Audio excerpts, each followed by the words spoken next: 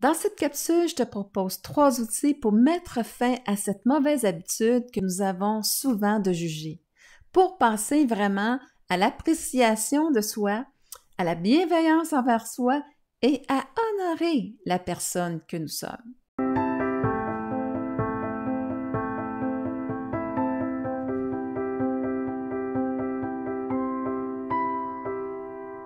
Pour débuter, je tiens à te dire que juger en soi n'est pas néfaste parce que j'ai besoin d'avoir un jugement dans le sens où est-ce que ça va me permettre de mettre du discernement dans une situation pour apprendre sur moi, pour prendre conscience de qui je suis. Donc, j'ai besoin de justement de me faire une opinion par rapport à des valeurs, par rapport à des situations qui vont arriver. Et à ce moment-là, eh bien, il y a une différence entre l'amour et l'ego. En fait, l'amour, elle va s'en servir tout simplement de ce discernement-là, de juger la situation pour prendre conscience de les choix que je veux faire par rapport à une situation pour être bien avec moi-même. Tandis que l'ego, lui, il va l'emmener dans le jugement, donc dans la condamnation, à savoir, bien, si tu penses de cette façon-là, t'es pas correct. Tu dois penser de ma façon, c'est ça qui a de la valeur, et aussi, eh bien, de cette façon-là aussi, dans la façon que je dis que tu dois agir, bien, c'est souvent la façon qui, moi, je vais me sentir en sécurité. Donc, je vais exiger à l'autre qui agissent exactement de la même façon. Donc, tu vois ici, il y a un rapport de juste, d'injuste. Il y a un rapport d'être à la hauteur, pas d'être à la hauteur. Et c'est pour ça qu'à ce moment-là, on parle d'un jugement et que cette habitude-là est néfaste. Mais comme je dis, elle vient de la perception de l'ego parce que là, je touche mon identité ou l'identité d'une autre personne. Parce que je la condamne. Ou je me rehausse, mais en fait, c'est vraiment un comportement qui est vraiment pas sain à avoir parce que ça me permet pas de vraiment de bâtir une estime de moi. Ça me permet de me donner l'illusion de dire que je suis supérieure à l'autre. OK? Mais j'ai besoin justement d'établir ce sentiment de supériorité pour le ressentir. Tandis que moi, ce que je te suggère, c'est que dans une situation, si la personne, par exemple, moi, je suis une personne très travaillante, puis là, je m'aperçois que cette personne-là, a vraiment, là, tu sais, elle me tape un peu sur les nerfs parce que elle est toujours en train de parler, elle est toujours en train de, tu sais, d'être lente dans ces choses. Les autres qui font vraiment que finalement, il faut quasiment qu'il rattrape son travail. Alors, à ce moment-là, eh bien, au lieu de juger la personne, de dire « c'est vraiment une lâche », et là, à ce moment-là, tu descends dans cette vibration-là aussi, de lâcheté, et là, tu es dérangé par l'autre. Et là, à ce moment-là, mais toi, tu rentres dans un endroit négatif par rapport à la situation. Ce que je suggère de faire à ce moment-là, c'est de dire « je regarde l'autre personne et j'observe son comportement et je dis « je suis vraiment content d'être une personne qui est travaillante, puis qui est conscient à quelque part que c'est important le travail que je fais, que ça soit partagé avec l'autre, puis ça me rend vraiment fière de moi-même. » Tu comprends-tu que l'amour te l'emmène à savoir, oui, j'ai utilisé la situation avec l'autre, son comportement, mais je ne l'ai pas condamné pour descendre ma vibration à son niveau et faire en sorte que je sois pas bien. J'ai apprécié finalement la personne que je suis et finalement, je laisse l'autre avoir son comportement. C'est libre à lui. Mais moi, enfin, je suis dans la position où que je suis vraiment en train de m'apprécier et d'être fière de la personne que je suis. Et ma responsabilité, c'est pas de changer d'autre. C'est de prendre conscience de qui je suis et de m'enligner avec. Parce que là, à ce moment-là, j'ai un plein pouvoir sur ce mouvement-là face à moi-même, tandis que convaincre l'autre d'être travaillant, ben c'est pas, j'ai pas ce pouvoir-là, d'accord? Alors, c'est la première situation, en fait, c'est d'arrêter de juger l'autre pour finalement trouver le point où est-ce que moi, je vais m'apprécier en tant que personne. Et si l'autre me dérange, parce qu'à l'inverse, je trouve qu'elle a travaillant, puis là, de dire, bon, c'est bien, il faut toujours qu'il se prouve. Bien là, à ce moment-là, je peux l'emmener de dire, je pense que j'ai peut-être un petit peu plus à développer cette compétence-là d'être travaillant, sans toutefois aller dans l'exagération comme je trouve que la personne va. Alors, tu vois, ça fait un recadrement. Où est-ce que je suis en train de m'améliorer et non pas de me condamner d'être inférieur à l'autre? Et c'est vraiment la distinction que je voulais t'emmener. L'auto-jugement maintenant. L'auto-jugement, en fait, c'est qu'il faut que tu comprennes qu'à ce moment-là, c'est que je vais nourrir l'image négative que j'ai achetée à un moment donné de moi-même. Est-ce que ça m'est utile? Drôlement pas. Alors, de dire, de me traiter d'incompétent, de je serai jamais capable, ben oui, on sait bien, tu sais, les autres, tu sais, sont plus chanceux que moi. Moi, je suis tout le temps chanceux. Donc, ça nourrit une image négative de moi-même. Moi, ce que je te suggère vraiment à ce moment-là, c'est de mettre de la bienveillance envers toi. De dire, de te dissocier du comportement que tu as versus s'identifier à celui-ci comme de dire, je sais pas moi, et que je suis donc bien épais d'avoir fait ça. Alors, à ce moment-là, je touche mon image personnelle. Si je mets dans l'amour de soi, je vais dire, oups, je viens d'apprendre quelque chose aujourd'hui, c'est que c'était vraiment pas une bonne idée qu'est-ce que j'ai eu comme comportement et ça me permet de dire, bon, ben la prochaine fois, voici l'intention que j'ai, c'est, supposons, de mettre un peu plus de bienveillance, de compassion face à l'autre et là, à ce moment-là, bien, je vais faire que je vais me sentir bien avec moi-même. Tout est finalement se sentir bien avec soi-même.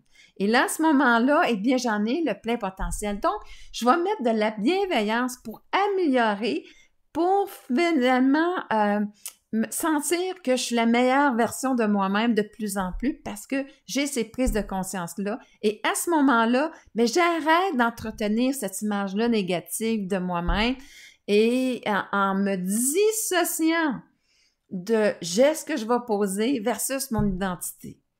Et là, à ce moment-là, eh bien, il y a une évolution, il y a une estime de moi-même que je peux bâtir. Alors, c'est vraiment de dire, d'apprendre à être un bon parent face à nous-mêmes. Peu importe le parent que tu as eu, aujourd'hui, c'est ta responsabilité d'être bienveillant avec toi-même et d'arrêter de nourrir cette image-là négative pour aller vers une plus haute version de toi-même et entretenir ce processus-là pour y arriver. Alors, c'est vraiment ma suggestion pour l'auto-jugement. Maintenant, qu'est-ce qui arrive si c'est le jugement des autres qui m'affecte? Alors, à ce moment-là, l'ego, lui, va tout de suite aller dans la justification. Il va vouloir défendre son image de lui-même et souvent, en défendant l'image de lui-même, bien, à quelque part, il va se condamner de ne pas être correct parce que s'il tombe dans le piège de prendre la culpabilité que l'autre veut lui transférer, eh bien, là, à ce moment-là, eh bien, je vais me condamner de ne pas être correct. Ou, à quelque part, je vais tellement me fâcher parce que je veux convaincre l'autre qui n'a pas raison de penser de ça de moi, bien là, à ce moment-là, eh bien, je vais finir par avoir un langage, un comportement où est-ce que moi, je ne serais pas vraiment fière de moi. OK?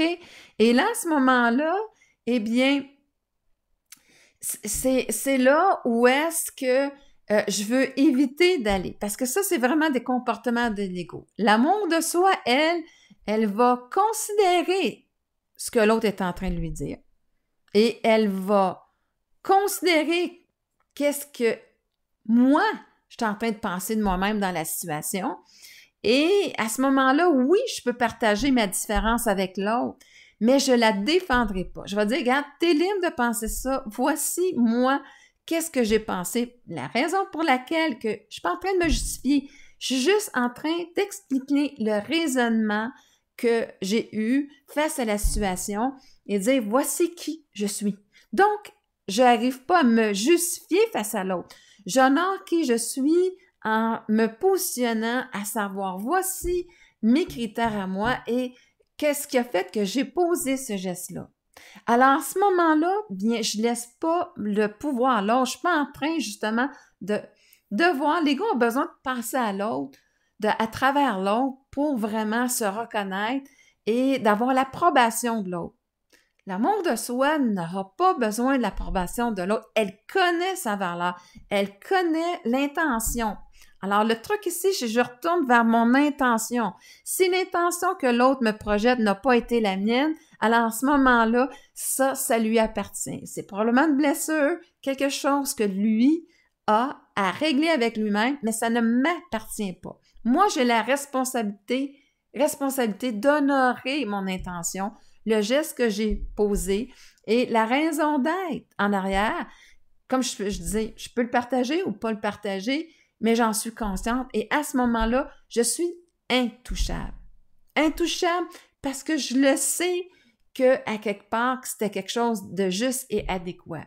Et si jamais ça n'a pas été le cas, que l'autre personne a la raison, bien l'amour, là, essayera pas d'éviter d'être écorché par l'autre, va dire, il va accepter la situation de dire, sais-tu quoi, t'as raison, je suis désolée, et à ce moment-là, bien, je vais prendre la responsabilité de changer mon attitude pour que finalement, la prochaine fois, je trouve que ça soit juste et adéquat dans ma vision à moi et pour être bien avec moi-même.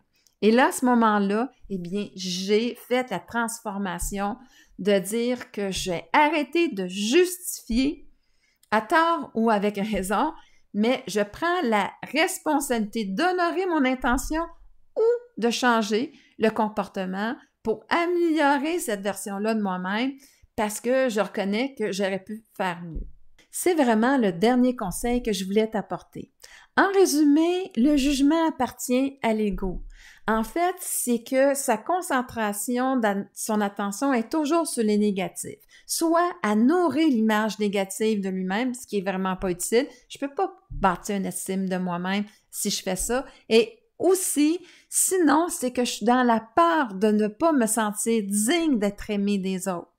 Et là, à ce moment-là, c'est là où est-ce que je porte un jugement pour me forcer à vraiment avoir ces comportements-là qui vont faire que je vais sentir que j'ai de la valeur pour l'autre. Alors, tu peux voir que c'est bâti par rapport aux critères extérieurs et non pas la conscience de ce qui est important pour moi et qui va me donner de la valeur dans ma vie. Par contre, l'amour de soi a vraiment une autre façon de penser. Premièrement, je suis au centre de ma vie, c'est pas l'autre.